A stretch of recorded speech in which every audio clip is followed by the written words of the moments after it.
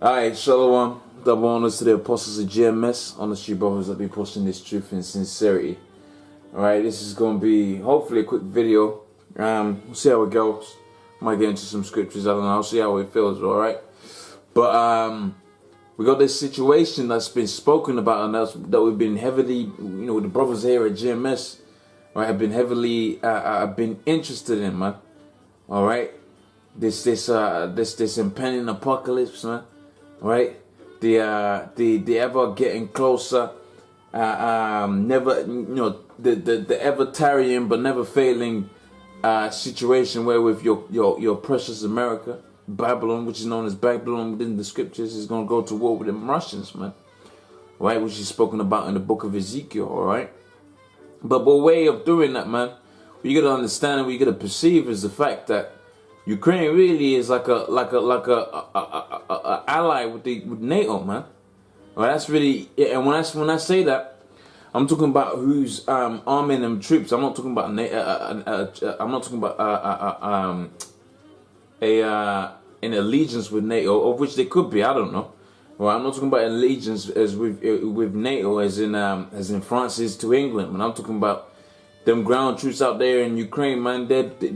All of the equipment that they're getting is going to be from them, from NATO and the US and all of that, man. And they were speaking about that in the news, in the week that's just gone past, right? So actively, right, we're talking about a war that's already happening, that's being played out between America and Russia, man. Because when them Ukrainian people go to war, man, who's instigating that? It's them Americans, excuse me. Right, who's providing the weaponry, the strategic plans between the Ukrainians fighting the Russians? The Americans, man. Right, and when all hell breaks loose between the Russians and the Americans, who's gonna have to back them? The Americans. All right, so you can see this thing, man. This thing is playing out beautifully, man. This Ukraine thing could be the thing, man. That's gonna pop it off. Notwithstanding, you still got the, you still got a thing out there with them Iranians and them Israelis, man. Right, which brothers have been saying for the longest that Israel is just an American military base, man. Right, which makes sense. They want to control the Middle East. What they're gonna do? They're gonna set up a country in there by so-called righteous means, just like how you had Negroes, Hispanics, Native Americans being carried into captivity by so-called righteous means, man. The first slave ships had a so-called Christian names, man. All right. Which goes to show you the operation, how this devil operates, man. He likes to put out the facade that he's peaceful. That's why the scripture says, man, wickedness is sweet in his mouth, man.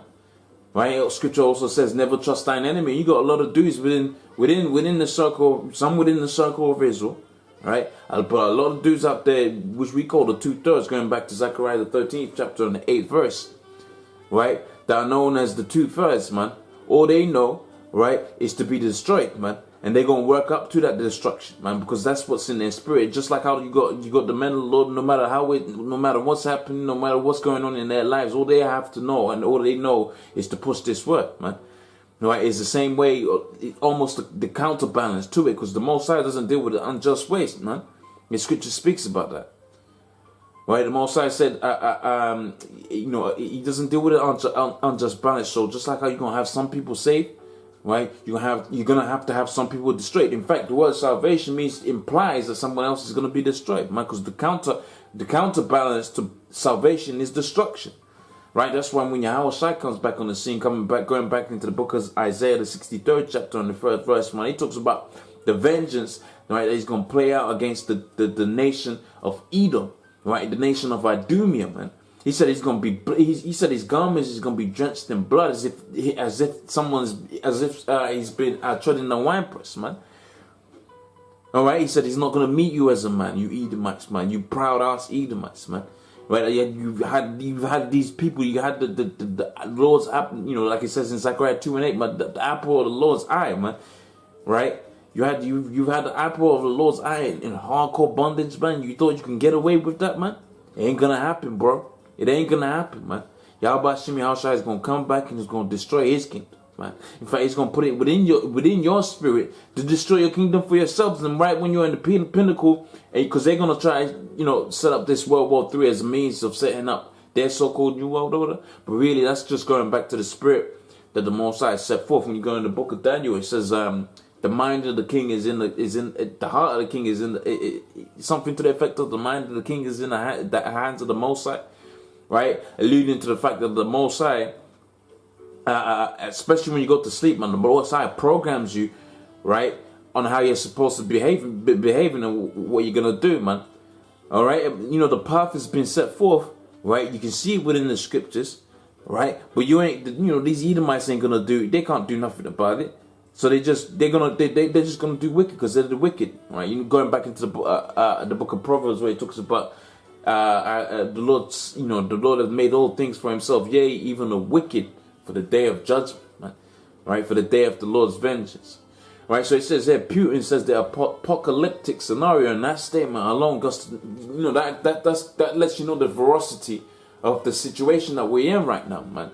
Putin says the apocalyptic scenario of going to war with Ukraine is very unlikely. Did he say impossible? He said very unlikely.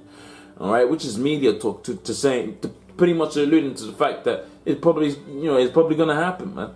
Right? Because when these devils always push an agenda like this out, right? Going back to the fact that, you know, going back to the Georgia Guidestones, right? That they set forth, that they've instituted it, so where they're going to try to kill like something like 7 billion people off the face of the earth, man.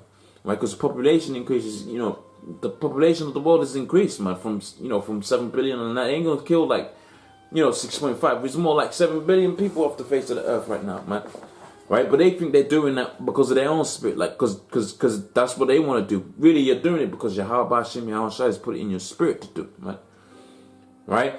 And you know, they're using puppets like you got Masons and you so-called Illuminati and all of that, which are all devils, man.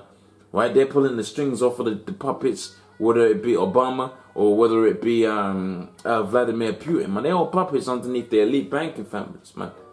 Right? When you study history and you study all previous wars, really all wars that have ever happened, man. Right? Going right up until right from the beginning of like the 1400s and that, man. When them so-called Jews started coming back on the scene, man, those wars were instituted by them so-called elite banking families, man, the Rothschilds and all of that, man.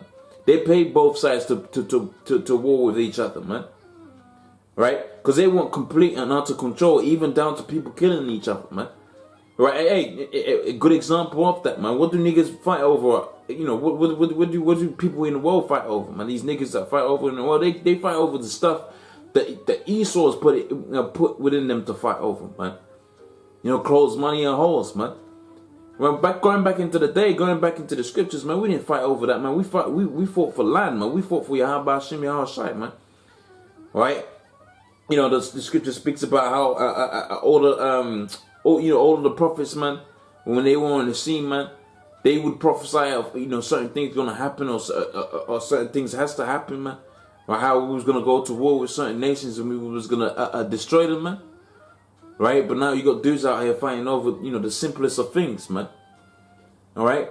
So it says it's very unlikely as Russian Baka rebels finally begin to withdraw artillery. It says Putin says a war between Russia and Ukraine is unlikely. It says Russian President called possible and apocalyptic scenario, right? Which is an important statement there. It ain't like, you know, it's not like when you think about it, if it's an apocalyptic scenario, that means a few countries going to be involved, right? So that means to say, really, it's not up to us, you know, Vladimir Putin to whether he's going to go up in, you know, whether this war's going to play out or not. It's up to other countries. Right, that's why he said very unlikely. Because if you wanted to cut that, man, Ukraine's small in the grand scheme of things, man. If you wanted to cut that deal down small, man, he could have done he could have done that a long time ago. Right, it says Vladimir Putin has said that a war between Russia and neighboring Ukraine is unlikely, and that he hopes it never happens, man. Right, so they're getting you more acclimatized to that apocalyptic scenario, that apocalyptic situation, which is inevitably going to happen. Right, speaking to Russian state TV, the president called a military conflict between his country and Ukraine an apocalyptic situation. Why? Because he knows that the Americans going to join up with them Ukrainians, man, which they're already involved, man. All right, it says this corners an international security watchdog. This comes as an international security watchdog has warned of several breaches of ceasefire agreed between Ukraine state troops and separatist rebels. All right, it says I'll go to the next bit. It says I think that such an apocalyptic scenario war that is unlikely, and I hope it will never happen. He told a reporter on Russia's state TV company. It says this weekend, prisoners sought between Ukraine and pro-Russian rebels took place as after Putin agreed to use his influence on separatists during a conference, right, call with German Chancellor Angela Merkel, says French President Francisco Hollande and Ukrainian President Petro Poroshenko. All right, and that's pretty much the point I wanted to hit home, man. Right, that apocalyptic situation, that vibration is up there in the air, man. All right, and you're gonna find out pretty soon, man. Right, that it's not only in the air, it's an inevitability, man, for you people that are not in the so-called know, man. All right, so this is the destruction of your kingdom, man.